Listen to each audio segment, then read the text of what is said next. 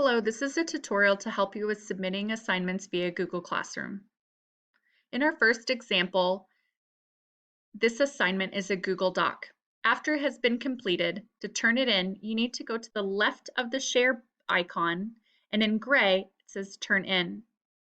Click on that to submit your task. In the other example, we've been working on free choice activities in language arts, math, science, and social studies. Within the assignment, you will see all three of the choices. You are only supposed to do one.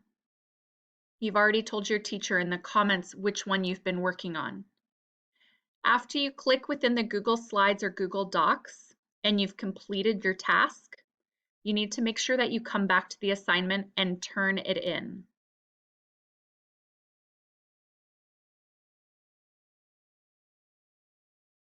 Here's another example. This is a language arts activity that you see on your left-hand side.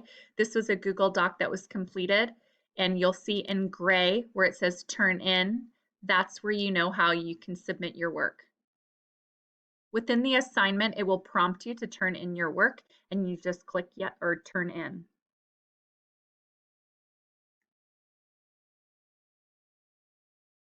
In the off chance that you did not follow those instructions or didn't know about them, this is all new to us, your assignment may appear as missing in your grade book, even though there's a high probability or a big chance that you've already done it.